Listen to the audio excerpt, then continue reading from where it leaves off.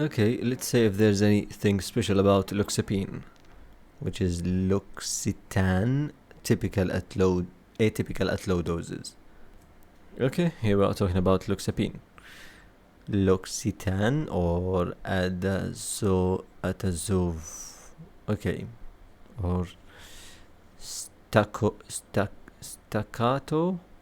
Loxapine or inhaled Loxapine. Anyways, it is dopamine and serotonin receptor antagonist, conventional antipsychotic, dopamine 2 antagonist and serotonin dopamine antagonist, of course.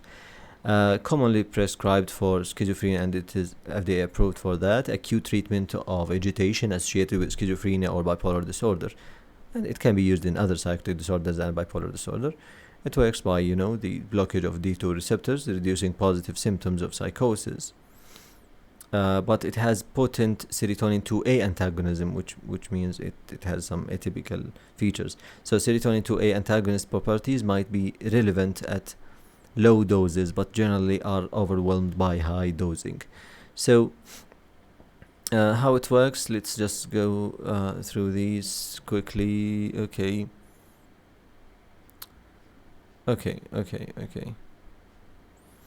So what about the side effects? We have, the side effects because of dopamine D2 receptor D2 blockage, and anticholinergic side effects, antihistaminergic side effects, and adrenergic alpha-1 adrenergic side effects because of the antagonism there.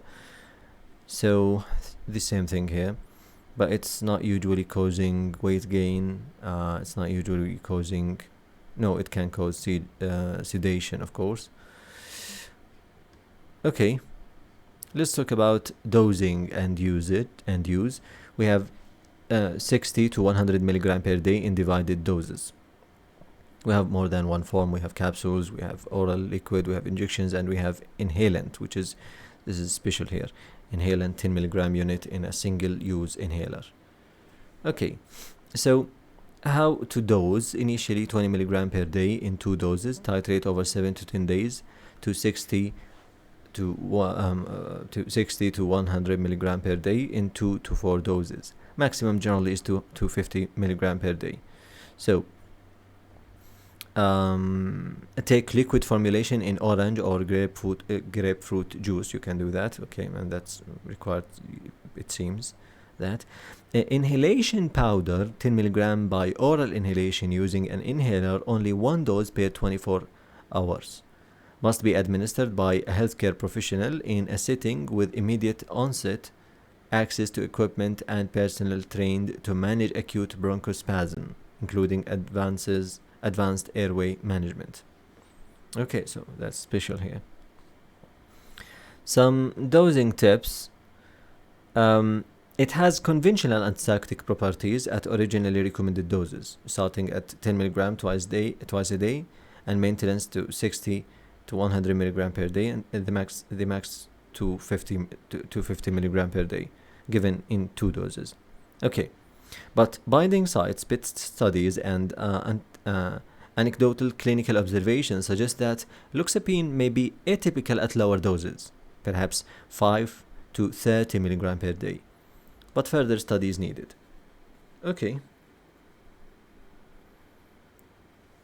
So this is about, Loxapine.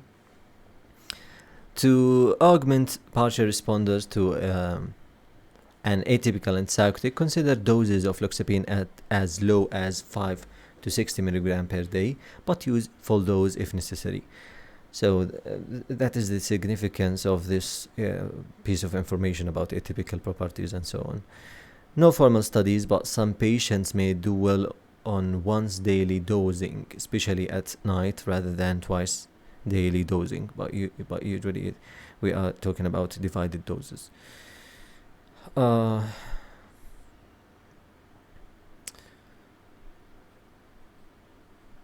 Okay, prior to administration of inhalation powder, screen all patients for a history of pulmonary disease or examine patients, including chest auscultation, for respiratory abnormalities like wheezing. And after administration of inhalation powder, you monitor patients for signs and symptoms of bronchospasm at least every 15 minutes for at least an hour. So it should be monitored. Okay. It is available for acute intramuscular administration, 50 milligram per milliliter. It may have faster onset of action and superior efficacy for agitated, excited, and aggressive behavior in some patients than intramuscular haloperidol. Okay, so it is faster in action. In acute situation, you give 25 to 50 milligram intramuscularly with onset of action within 60 minutes. Okay, when initiating therapy with an atypical antipsychotic in an acute situation, consider short-term intramuscular loxapine to lead in to orally administered atypical. So it can be, the start. Initiate oral dosing of an atypical antipsychotic with 25 to 50 milligram loxapine 2 to 3 times a day intramuscularly to achieve antipsychotic effects without extrapyramidal symptoms and sedation. You can do that. When using loxapine to top up previously stabilized patients, now decompensating, you may use loxapine as single 25 to 50 milligram doses as needed intramuscularly or as oral liquid or tablets. Patients receiving atypical antipsychotics may occasionally require a top-up of a conventional antipsychotic to control aggression or violent behavior, so you can use that. Treatment should be suspended if the ANC falls below 1000. Okay, overdose, we have a lot of things. Long-term use, some side effects may be irreversible, like tardive dyskinesia, of course, no habit-forming things. How to slow down, we've talked about that in many others, antipsychotics. Pharmacokinetics, half-life approximately 4 hours for oral formulation, half-life approximately 12 hours for intramuscular formulation. Multiple active metabolites with longer half-lives than parent drug like. Okay, we have N-dismethyl loxapine is amoxapine. Okay. It is an antidepressant, amoxapine. Loxapine, amoxapine, we'll talk about that. So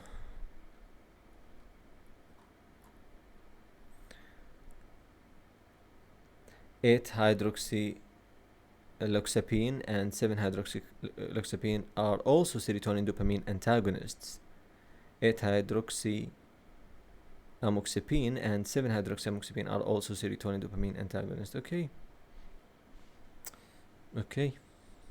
that's good. So drug interactions, respiratory depression may occur when loxapine is combined with lorazepam. Additive effects may occur if used with CNS depressants. May decrease the effects of levodopa, dopamine agonists. And some patients taking a neuroleptic and lithium have developed encephalopathic syndrome similar to neuroleptic malignant syndrome. Combined use with epinephrine may lower blood pressure, may increase the effects of antihypertensive drugs except for...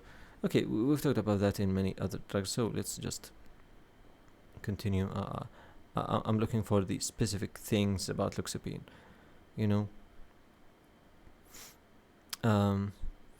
This is something special here because you do not use the inhalant type of loxapine if there is any kind of asthma, OCPD, or other lung diseases. Okay. And if there's any sensitivity, of course, to dibenzoxazepine. Anyways, it is the type of this thing. For elderly and children, it's okay. Let's go to the art of psychopharmacology. Some advantages about this drug, because we have intramuscular formulation for emergency use and it is fast. It is faster than haloperidol injections. Potential disadvantage because patients with tardive dyskinesia. Primary target symptoms, positive symptoms of psychosis, motor and autonomic hyperactivity, and violent or aggressive behavior. Here we have some pills. Recently discovered to be a serotonin dopamine antagonist, binding sites and PET scans. Active metabolites are also serotonin dopamine antagonists with longer half-lives than parent drug, thus possibly allowing once daily treatment. One active metabolite is an antidepressant, amoxapine, also known as N-dysmethyl Loxapine. Theoretically, Loxapine should have antidepressant actions, especially at high doses, but no controlled studies about that. Theoretically, Loxapine may have advantages for short-term use in some patients with psychotic depression, of course. It is developed as a conventional antipsychotic, reduced positive symptoms, but causes extrapyramidal symptoms and prolactin elevation. Lower extrapyramidal symptoms than haloperidol in some studies, but not fixed dose studies and no low dose studies. Causes less weight gain than other antipsychotics, both atypical and conventional, and may even be associated with weight loss. No formal studies of negative symptoms, but have studies show superiority to conventional antipsychotics for emotional withdrawal and social competence. Best use may be as low-cost augmentation to atypical antipsychotics. Enhances efficacy in clozapine partial responders when given concomitantly with clozapine. For previously stabilized patients with breakthrough agitation or incipient decompensation, top up the atypical antipsychotic with as needed intramuscular or oral single doses of Loxapine. Okay, you can use that. An inhalation powder for acute agitation is available only through a restricted program under the risk evaluation and mitigation strategy. Okay.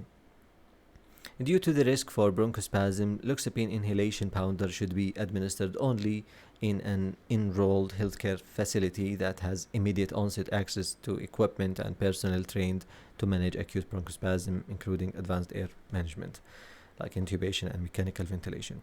Patients have very similar antipsychotic responses to any conventional antipsychotic, which is different from atypical antipsychotics, where antipsychotic responses of individual patients can occasionally vary greatly from one atypical to another. Patients with adequate responses to atypical antipsychotics may benefit from determination of plasma level, and if low, a dosage increase even beyond the usual prescribing limits. Patients with inadequate responses to atypical antipsychotics may also benefit from a trial of augmentation with a conventional antipsychotic such as Loxapine, or from switching to a conventional antipsychotic such as Loxapine.